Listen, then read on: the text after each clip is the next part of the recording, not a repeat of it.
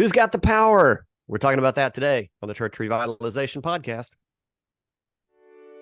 Hello, and welcome to the Church Revitalization Podcast, brought to you by the Malphurs Group team, where each week we tackle important, actionable topics to help churches thrive. And now, here's your hosts, Scott Ball and AJ Matthew. Welcome to the Church Revitalization Podcast. My name is Scott Ball, joined by my friend and co-host, AJ Matthew. I've got the power. Power is a dirty word in the church. And I believe we've talked about this on an episode a long time ago, but we've got a lot of new listeners since we've chatted about this, and felt good to bring up the topic again, this idea of power in the church. Who has the power?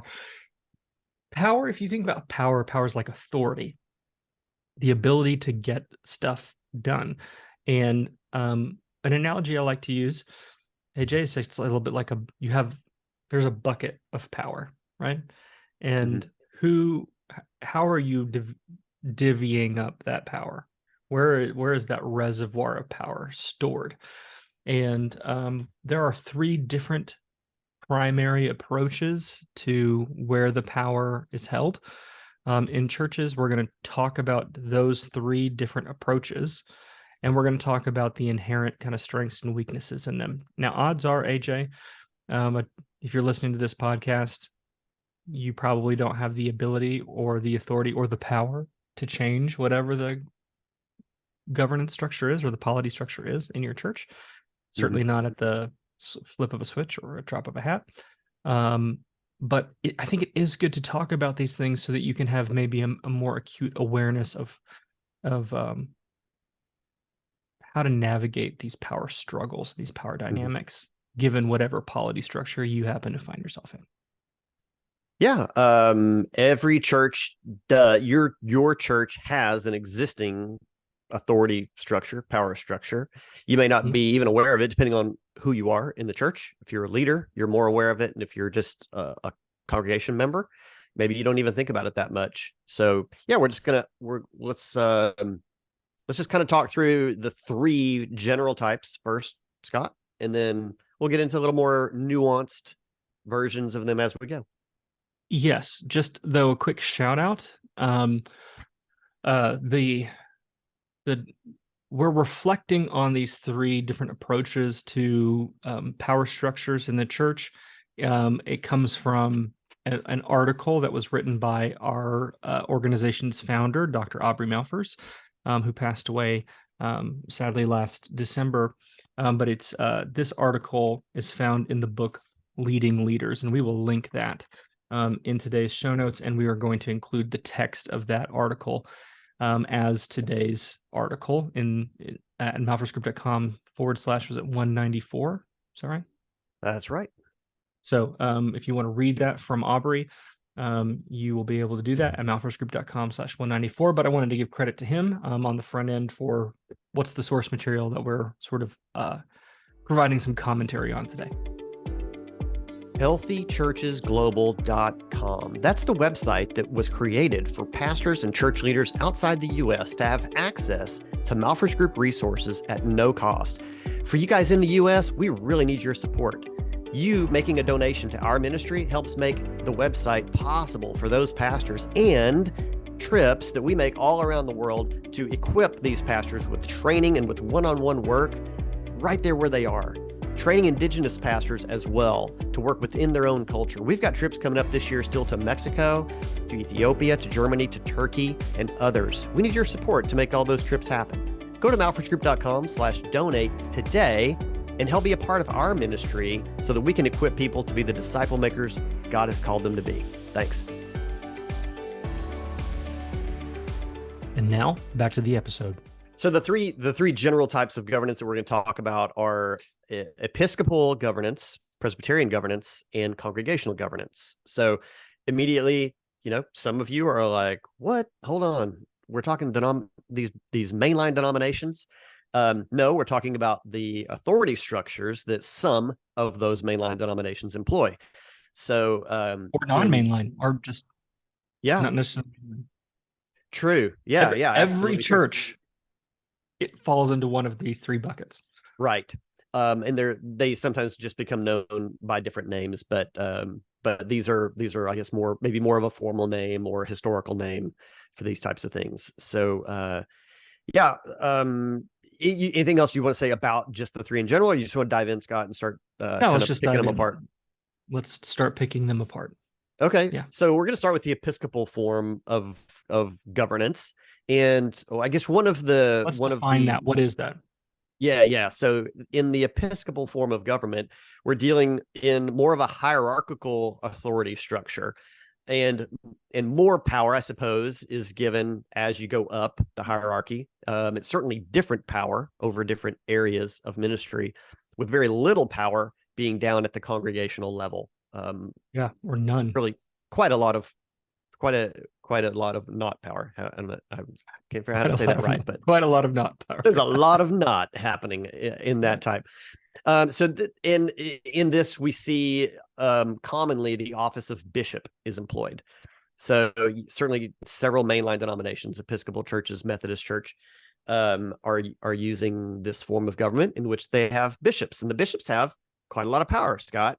The individual churches really have very little. Most of the vested power is beyond even the congregation or the church as a whole, and more into, depending on, again, on the denomination, more of like a district level, region level, in which a bishop oversees several churches, numerous churches. Mm-hmm. Yeah. So the biblical basis for this, I mean, unsurprisingly, I think just about every one of these kinds of churches will say the Bible backs us up. So the biblical rationale for this would be Peter serving initially as the bishop in Jerusalem, or the leader of the church in Jerusalem. Jesus appointed him as the rock on whom he was going to build the church, and he led the church in Jerusalem. Before handing the leadership of the church in Jerusalem was handed off to James, and then Peter kind of oversaw the whole church operation, so to speak. And we notice Paul deferring to Peter. Certainly he was willing to confront Peter, but deferred to the leadership of Peter and submitted to the leadership of Peter. And Peter lays his hands on Paul and commissions him to plant churches and so on. And so hierarchical churches will point to this model and say, look, the Bible seems to indicate that there are certain leaders have certain power and authority, and they can commission or ordain certain people to do certain types of ministry and so on, and that power is vested in those folks. So I think the inherent strengths of this kind of leadership or power structure is that there are clear lines of authority. There's not a question of who gets to decide. And you might not like that. You might, certainly, as if you're an American listening to this, you might kind of hate that. But it's actually not a bad thing to know who's in charge, who's the boss, who gets the buck stops where. And there being, just because it's an Episcopal model or a hierarchical structure doesn't mean that there isn't some shared leadership. Very rarely can certain types of big decisions be made unilaterally, although some can. And so, again, I would say the strengths of this are that there are clear lines of authority, usually clear systems and processes and policies and procedures, and there's comfort in boundaries. Boundaries are good, and to know what those are and to have them clearly outlined creates stability, usually, and that's good for human flourishing. AJ, let's kind of go into the downsides of this approach to these power structures. What are the downsides? Yeah, well, the other side of the coin for the positives that you just mentioned, Scott, when there's one person in charge, as long as that is a good leader and a leader with integrity, then that's possibly a system that's working okay. When we have a poor leader, then it causes a lot of grief for a lot of people. I also want to slip in. There certainly is delegated authority. These churches, I'm not that familiar with Episcopal churches. Certainly, I am with Methodist churches. There's committees. There's things that teams of people make decisions, or there are decisions Sure. at the local level. But when you have, and we're seeing this. I mean, let's talk real world scenario here, Scott. I mean, the Methodist Church is going through, somewhat of a schism at this point. And there are bishops over districts. I think I'm getting the terminology right. And they're not, first of all, they're not uniform. So the churches, I skipped a big part. A lot of Methodist churches are wanting to disaffiliate from the Methodist Church. There are over the issue of homosexuality. Yeah, right. Or just human sexuality in general. Yeah. And there is a non-uniform set of rules being applied across different districts in the Methodist Church. So bishops vary in the way they're handling the churches of their district. And that is working better in some districts for those churches that want to disaffiliate, and in others it's become almost impossible because the bishop has the power. Or totally impossible. I believe it's maybe in Georgia, AJ. I don't hold me to this, and someone who's Methodist who's listening will correct me, I'm sure. And that's okay. You can do that in the comments. I think it's in Georgia where they've just put a kibosh on the whole thing. Yeah, they shut it down. Yeah. Just no more. They were having too many. So they said, that's it. No more. Yeah. So, this is a case. There's a case playing out right now in which the Episcopal form of governance with a bishop having a lot of power over a lot of churches it's not in good shape. It's a major challenge. Because I guess basically what we're seeing, Scott, is the entire authority structure is being challenged because the local churches are saying we're not happy with decisions being made by our form of governance, the leaders above us. We want to have authority to make different decisions. This is where the power struggle is happening in the Methodist Church right now. And their form of governance doesn't allow for that. There isn't a mechanism for the local church basically to say we firmly disagree with decision not only that the bishop has made, because it really wasn't made by the bishop, more above that, above the bishop level. And the local churches are saying we want to make different decisions about that, and there's not a mechanism for that. And so they've had to create loose ideas of what this mechanism might be.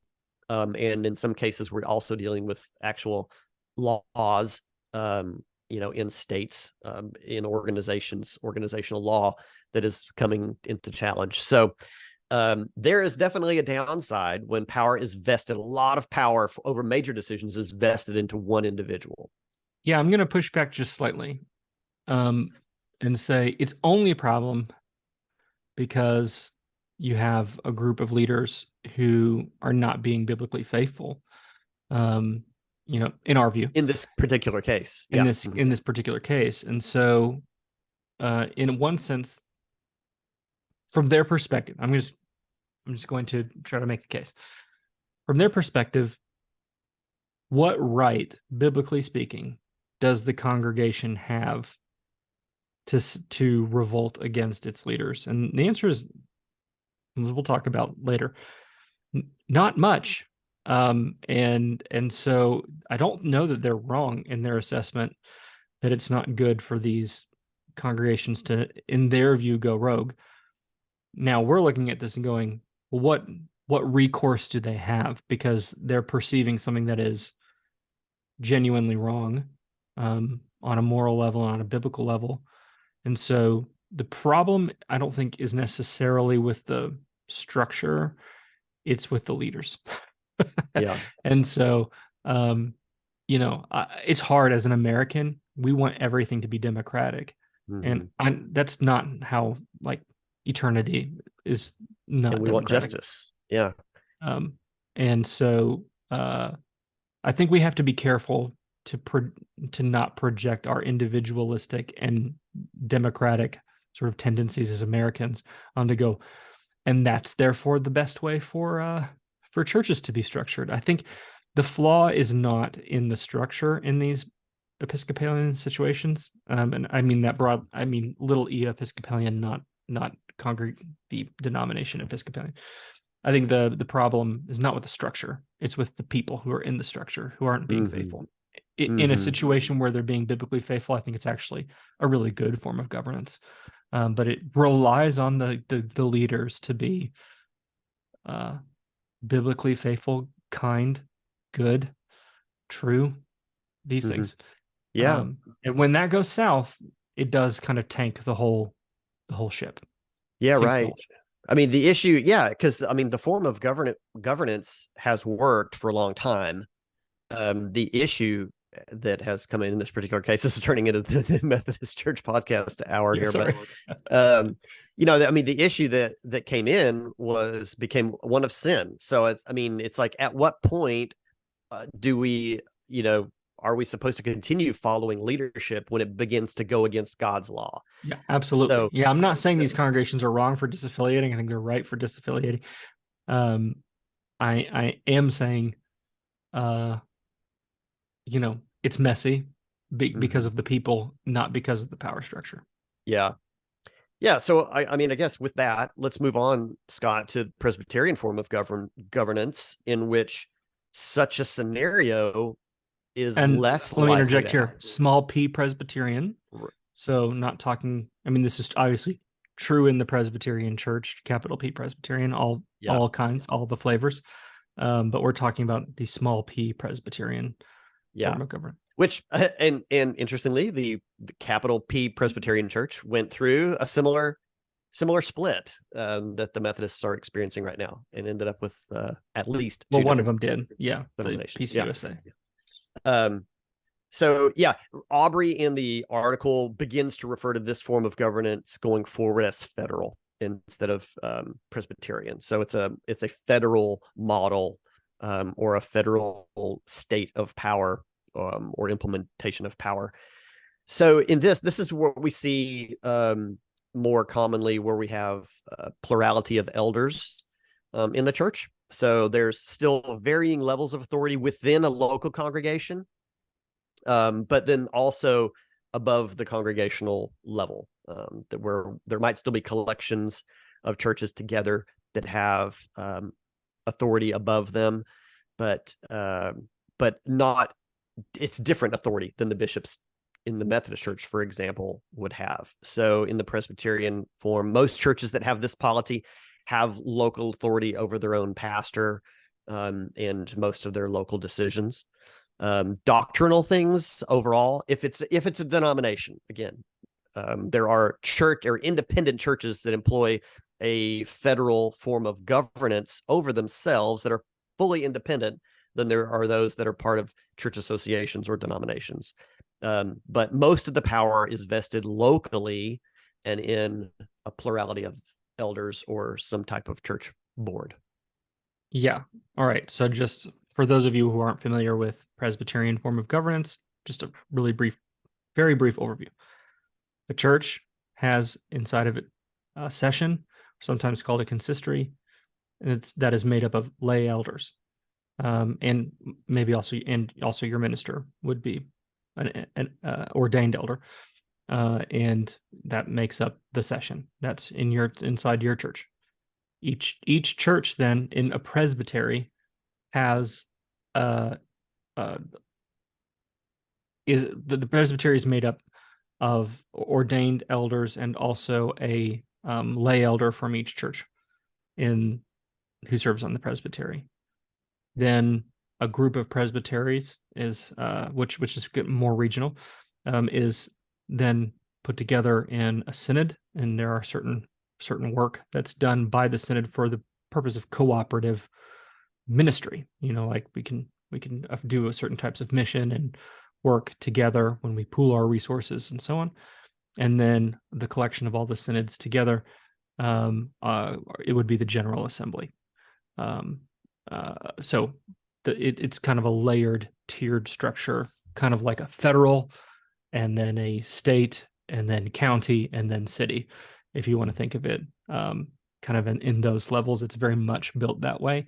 And the difference, a key difference between the Presbyterian form of governance and the Episcopalian form of governance is the key involvement of lay leadership. So all the way up to the very top, you've got layers of people that includes a mix of ordained ministers and sort of lay elders and so on who are involved in the leadership and making decisions. And so a lot of the decisions then are delegated down to the most local level. So the most control over your church is held at the church congregational level. The session makes the majority of decisions. And then there are certain decisions that are delegated to the presbytery. For example, and this came up in the PCUSA debacle, like with the Methodists, the church property was actually owned by the presbytery in trust.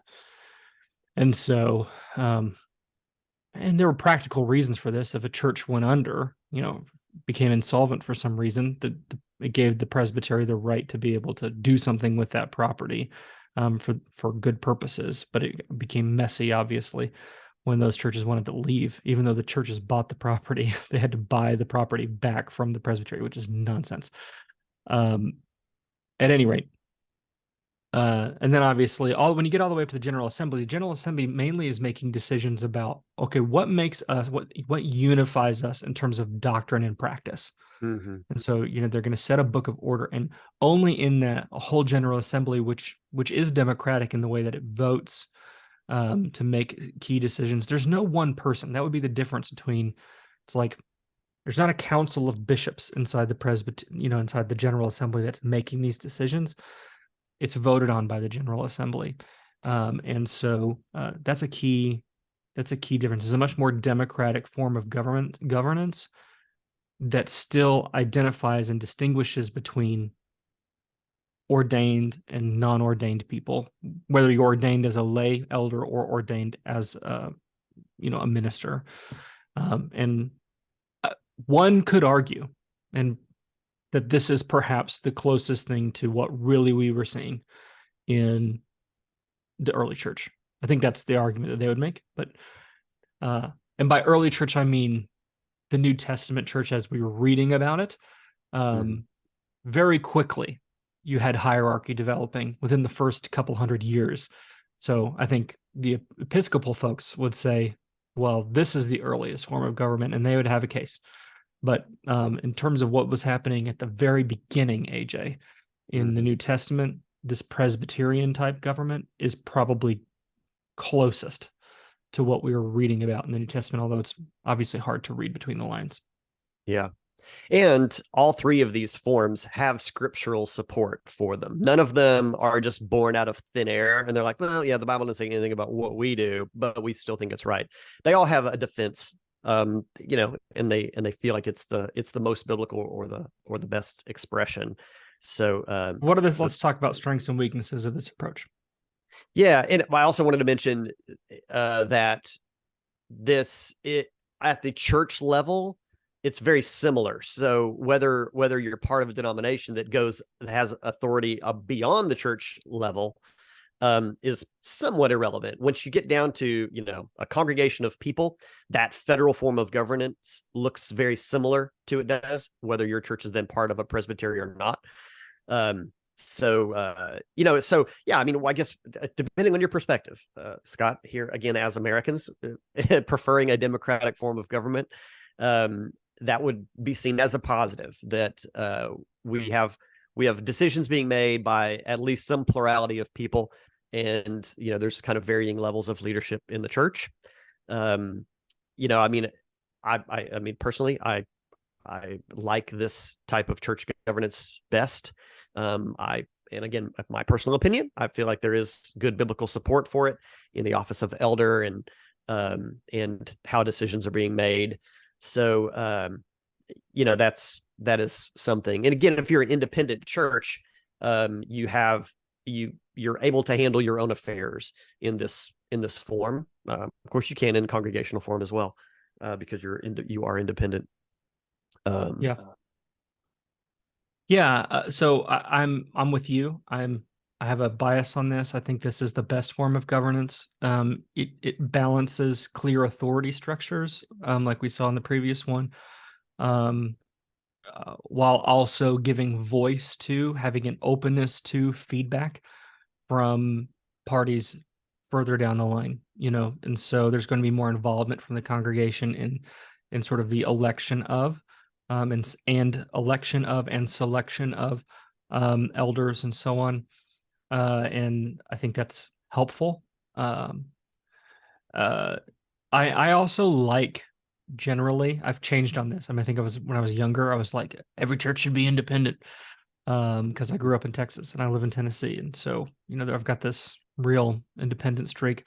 The older I've gotten, the more wisdom I think there is, even though there have been catastrophic bad things. I do think that it's good.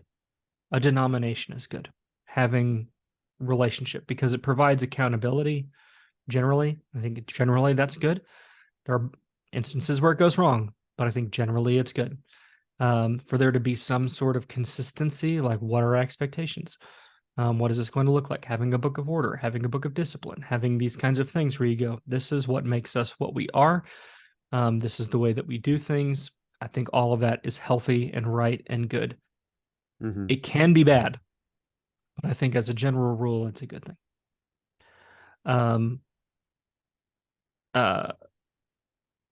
So I tend to, I mean, yeah, you and I definitely agree on that. I don't know. As I've gotten older, I haven't found that I lean more into the value of that. Even, and I don't know. Of course, our experience is different, also, Scott, as is all of our listeners. But I mean, I'm presently even a member of a multi-site church, which is like the smallest form of the structure going beyond local control. So even in that, I see flaws, and I see a lack of authority and sovereignty in things at a multi-site, in which there are decisions being made at a higher level for what might happen at a campus church. So in that, just again, my personality is fiercely independent, and when I see like, oh, we have to do what they're doing, or someone else made a decision and it wasn't made here, that it rubs me the wrong way, good, bad, or indifferent. So I just, my personal preference is certainly just for fully vested local authority. And I think there's, well, okay, all right, let's have a conversation here. And I know okay, let's imagine that was the case in the first century. uh-huh. All right, so you've got the Corinthian church that's like, we're so grace-filled. Yes, I know this dude is sleeping with his dad's wife. Mm-hmm. It's unclear exactly what her relationship is to him, but this is the situation that's happening, right? And Paul, and obviously the whole weight of the Jerusalem council behind him saying, this is no, you can't do this. Mm-hmm. Now, what if your situation, full local control, they can go, well, we voted, mm-hmm. and we say, this is fine here. Mm-hmm. I think I would say, it's not a decision you get to make. Yeah. And so there's the need for that authority. I don't know. structure. I guess I disagree. I'm like, yeah, okay. If I believe in having the authority to do that. Now, obviously, that would be the wrong decision. So I mean, a group of leaders can. Group of leaders, just can so we're clear here, make bad decisions. So we're all right with that. We're saying, we can condemn. We're good letting them condemn their souls to hell with their sin. We're fine with that. Versus, let's leverage the weight of sort of our biblical authority as leaders to, in a sense, save them from themselves. This would be a good use of authority. Yeah. That feels very like libertarian of you to say, hey, you do you. I'm like, imagine if Jesus said, hey man, you do you. Like it's like, no, he did. I don't see that. He did say you do you. he did say, you do you. I mean, the rich young ruler was like, but I got stuff, and Jesus is like, well, then you do you. I gave you the right path, but you can do you. We have that we can make that decision to do what we wanted to do. So, but we're still talking about a collection of people in a church. So, I mean, did all the people in the church, or would all the people be like, yeah, we all are in agreement, this sin is perfectly acceptable to us? At that point, they're all under judgment, until they right their wrong. I just don't see that the best way to solve that would be to have somebody in authority above them say, I'm sorry, we're calling this one. You guys have all made the wrong decision. You're just not allowed to do that. Oh man, I totally disagree with that entirely. I'm like, let's go. Let's go back to Nehemiah. We looked at Nehemiah a few weeks ago. Nehemiah goes through this whole covenant renewal thing. And then he goes back to Babylon to serve as cupbearer, and then he gets to come back at the end of the book. He gets to come back for a second term as governor. And when he comes back and he sees all these guys have married these foreign women, which is something they all covenanted to not do. They said, we're not going to do this. Mm-hmm. And then he sees them doing this, and so he shows up and he starts ripping their beards out. Yeah, is what he does. He's like, no, you can't do this. And he starts tearing out their beards. Where is that?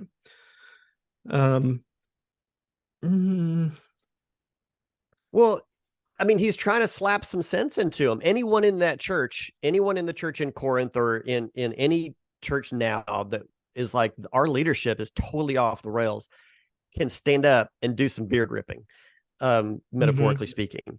So, and that should not metaphorically speaking. I'm just kidding. Right. I'm saying now, let's do that metaphorically now. We're not condoning beard ripping.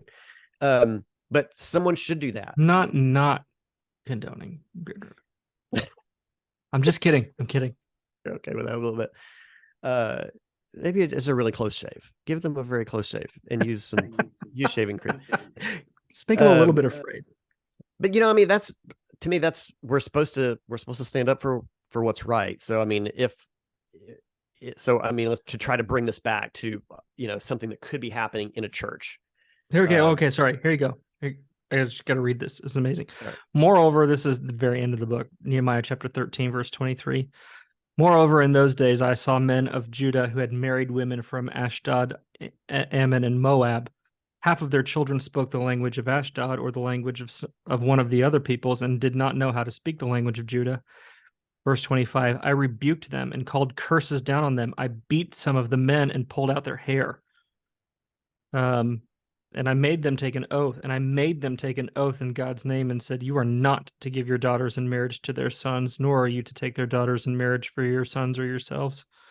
Was it not because of marriages like this that Solomon, king of Israel, sinned?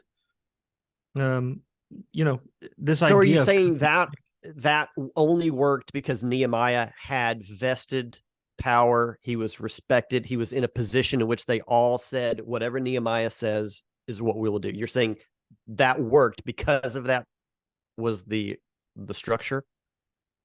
Yeah, well, now, or could Nehemiah have been anybody? Nehemiah was not a religious leader. He was a political leader. So I mean, there is that difference also. But generally the use of power, just like in principle, this is actually kind of become a political hot topic. Should it be right to use power, however you have it, to compel certain types of behavior? And to me, the answer to that is yes, of course. Yeah. Of course you should. And of course, our perspective is biblical, healthy, godly power. Yeah. In actions and behaviors. Yeah. And compel godly behavior. Mm-hmm. Yeah. Yeah, you absolutely should. And but that in a ruthless way? No, I mean, right. Beating people and pulling out their hair. But isn't that given to all of us though? I mean, shouldn't we all act in that way to point out sin, to encourage godliness. Totally. But AJ, this is the point. We don't all have, the question is about who has the power? Mm-hmm. And if you have the power, should you use it in a just way? Yes. To compel godliness. Yeah, sure. And I'm suggesting that a Presbyterian form of governance done well, that is in accordance with righteousness and justice and truth and beauty and all of those things, is right to use its power to compel its congregations to act in accordance with truth and goodness and beauty. And that a congregation does not have an inherent right to say, we want to be ungodly. And all right. So two congregations. One is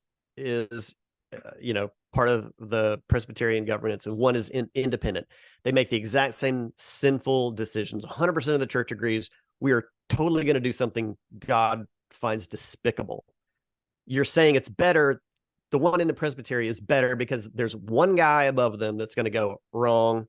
It's not one guy. Actually, it would be a group of people. It would be the Presbytery. But there's another level that will say, they'll call them on that and go, no, you just can't do that. Versus the other church that doesn't have any authority over them to say, you cannot do that.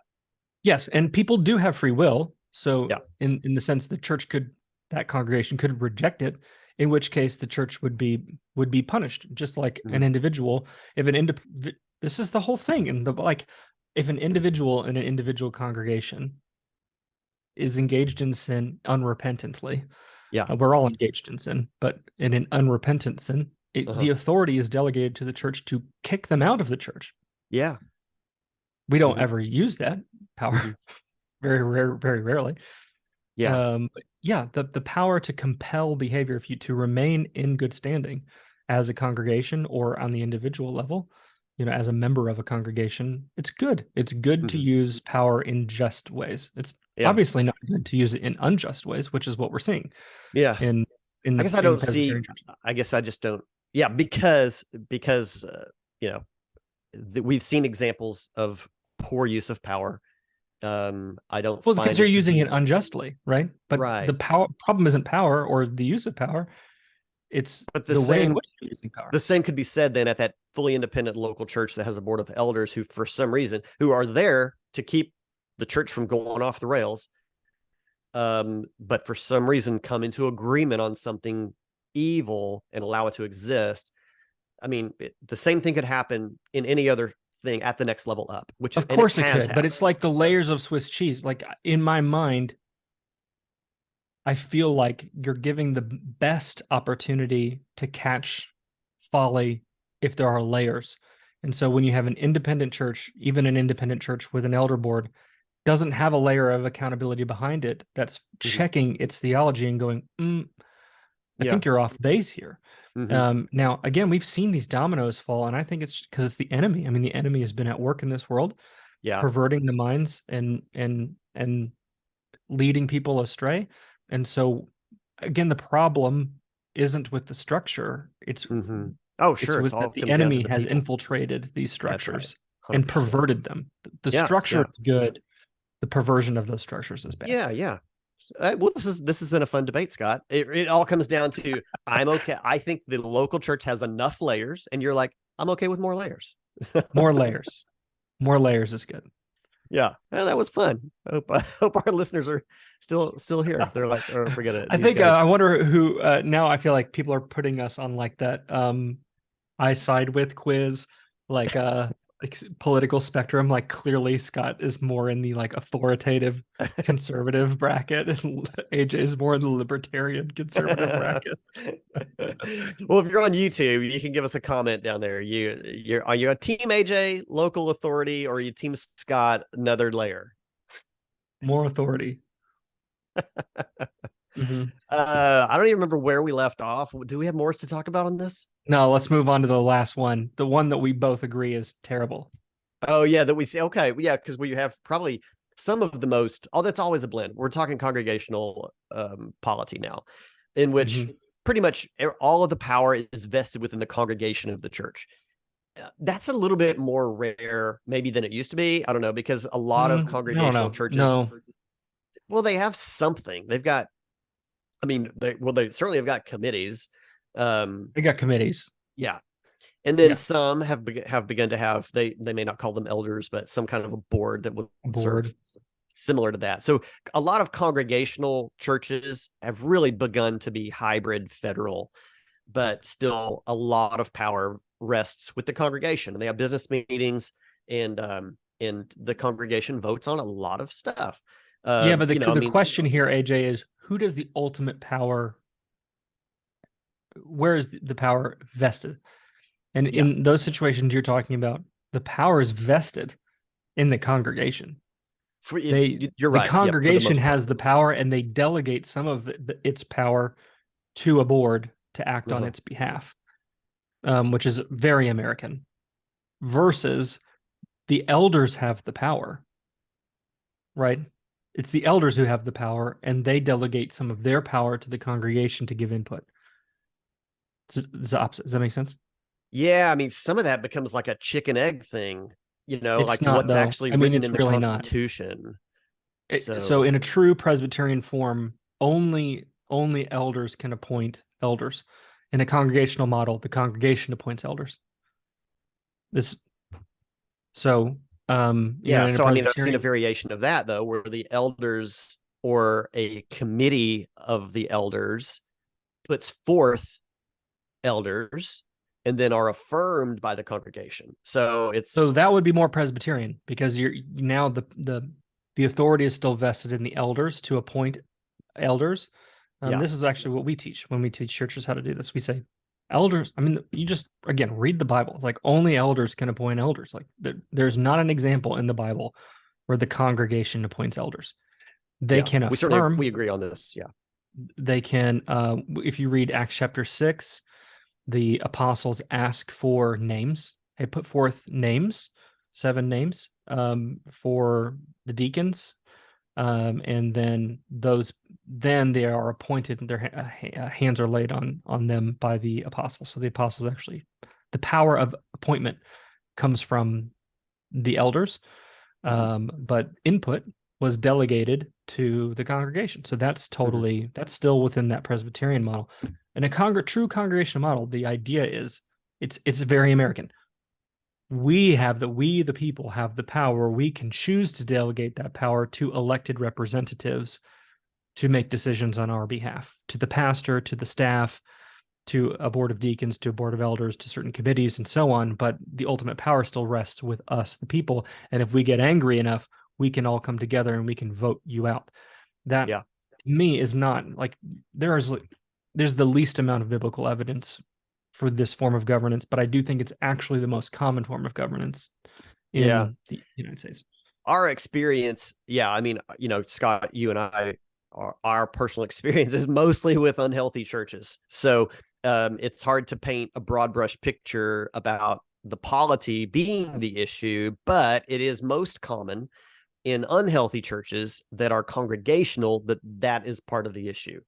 So that clear authority structure has not been allowed to make good decisions, and so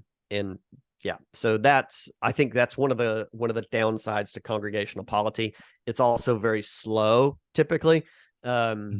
So because it's hard to get a group of people to agree on something, especially if that something is out of their comfort zone.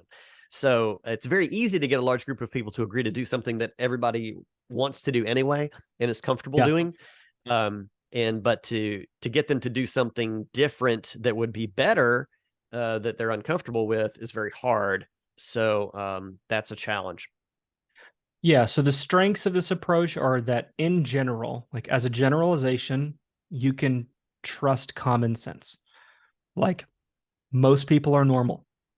And so most people, when given an opportunity to vote on a normal thing, they're going to vote in a normal way. They're going to avoid extremes. So the benefit to the congregational model is that you probably aren't going to get some like crazy extreme right or crazy extreme left thing generally, because most people aren't on the extreme, especially when you put them in a group. You'll have extremes, but then the average will be something in the middle. And so common sense is common. So the way in which they're going to vote is going to be generally normal. That would be that's the pitch, is like, you're going to avoid something insane when you trust the people. And that's generally the exception true. to that are ones that begin at an extreme. They're like, a new church starts and they're like, we're all about this extreme. We're all nuts. Yeah. And they gather up more nuts. Yeah. For sure. But just as making a generalization here, most, like, the normative church is going to vote normally and have a normal view. Here are the downsides to this, to the congregational approach, is that, it's very much like what we see happening in the American government, in that there's your particular view that you have of how things are supposed to work, like that you learned in Schoolhouse Rock. And then there's the reality of it, which is that there are people behind the scenes who, maybe not even with nefarious motives, but just because of practical reality, there are certain people who have certain positions who end up making all the decisions, and no one ever voted on them. And that, in most congregational churches, that's the reality of how things happen. There's a person who gives a certain amount of money, or has been there a long time and has a certain amount of influence. And if that person says something, it's going to happen. This particular committee carries a lot more authority and weight, even though structurally they don't.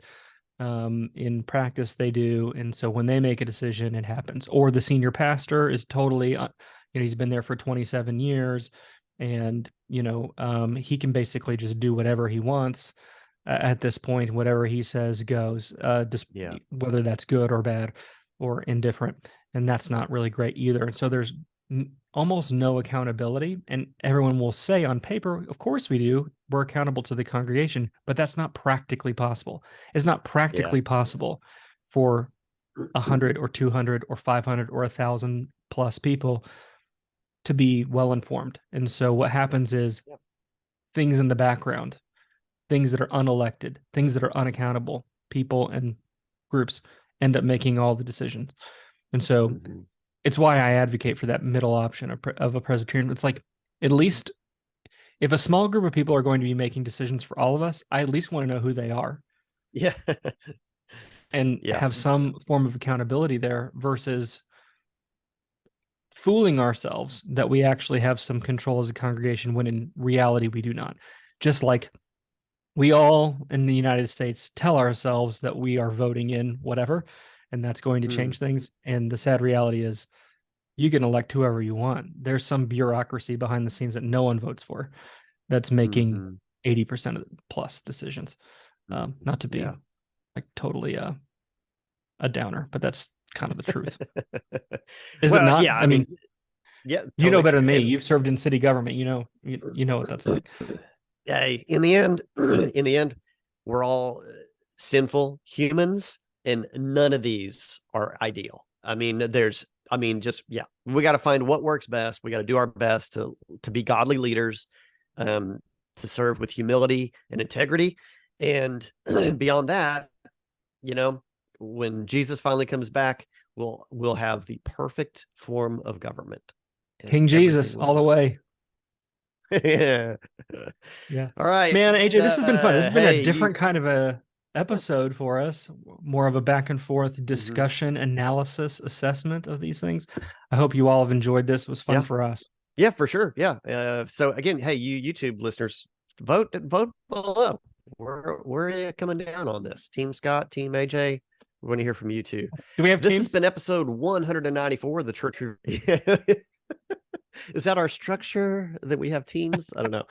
Episode 194. So go to malphursgroup.com/194 for the article that we loosely based this discussion on from Dr. Malphurs' book, Leading Leaders. There's a link there if you want to pick it up. It's really great. It's part of a trilogy of leadership books that he wrote. And I guess that's it. We love you guys. Hey, we'll see you next time.